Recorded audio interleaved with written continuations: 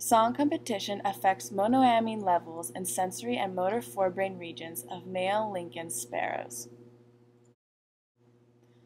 The introduction.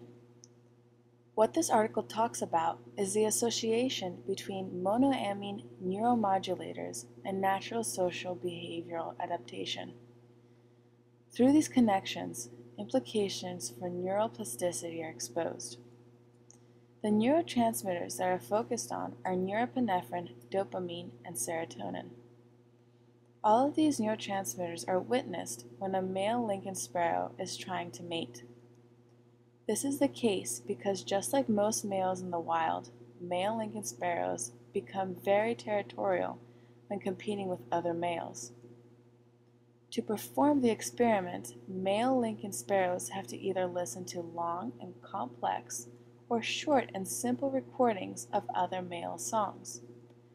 After being exposed to these conditions for a week, their behavior is studied and their brain samples are analyzed. The part of the brain that posed the greatest analytical interest is the forebrain. Introduction continued. What norepinephrine does is modify sensitivity of neurons in the forebrain. Norepinephrine also regulates attention and sensory processing when it comes to memory formation and behavior modification. The particular structures of the brain where norepinephrine is stored and released is the caudal medial nidopallium, the NCM, and the caudal medial mesopallium, the CMM. The next neurotransmitter is dopamine. Dopamine's job in this case is to regulate context-specific singing in male Lincoln sparrows. It also plays a role in reinforcement, rewards, and goal-achieving behaviors. Dopamine is stored and released in the ventral tegmental area, the VTA, area X, and the arcopallium robust nucleus, the RA. Lastly, serotonin regulates perception, vocalization, and aggression. More roles that it takes on are memory formation, sensory, encoding, and sexual behavior. Serotonin is stored and released in the RAF nuclei. Materials and methods. There were a few materials used in this experiment. The first and most seemingly environmental was the natural mating seasonal rhythms, which were maintained with housing and lighting. Next were the sound attenuation chambers, which were used to isolate and record the subjects. Along with the chambers, a large amount of instrumentation was used in the process of voice capture, sample reservation, and brain slice analysis. Lastly, numerous softwares were used for record management, data analysis, and statistical analysis. The materials used were nickel-stained brain samples, and Rayco punch samples were freshly frozen. There were two subject groups, one in a low and one in a high competitive environment. Results. In the end, males that were exposed to more difficult songs for a week had a higher concentration of norepinephrine metabolite in the CMM. The CMM is the auditory processing region of the brain. These males also had a lower level of serotonin in the RA, the robust nucleus of the arcopallium.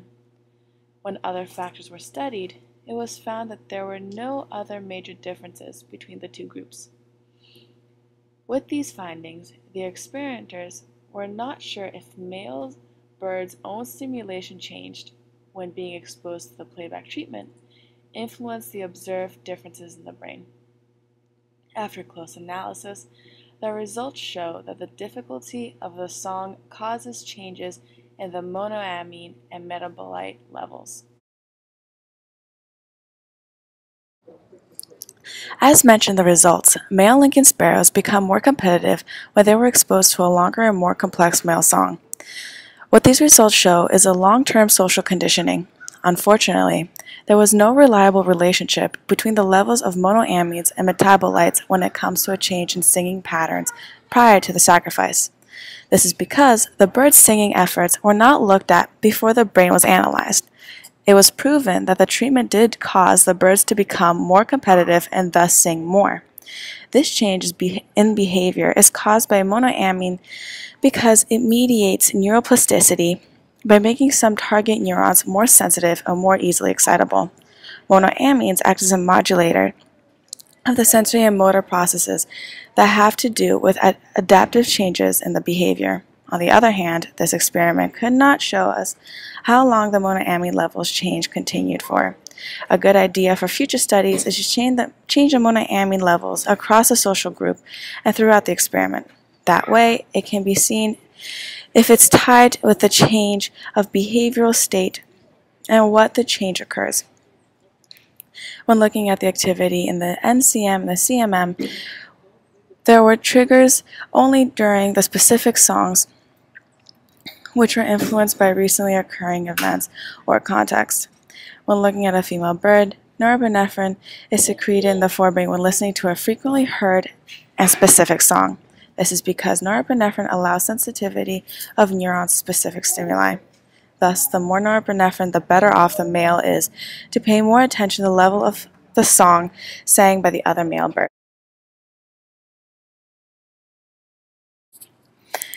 The NCM in particular shows strong straining for dopamine beta hydroxylase.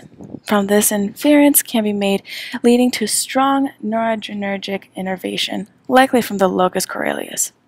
This plays a key role in focusing attention on a specific stimulus and improving mental acuity in sensory brain regions. This also included the improvement in the ability to focus in the auditory sensing areas.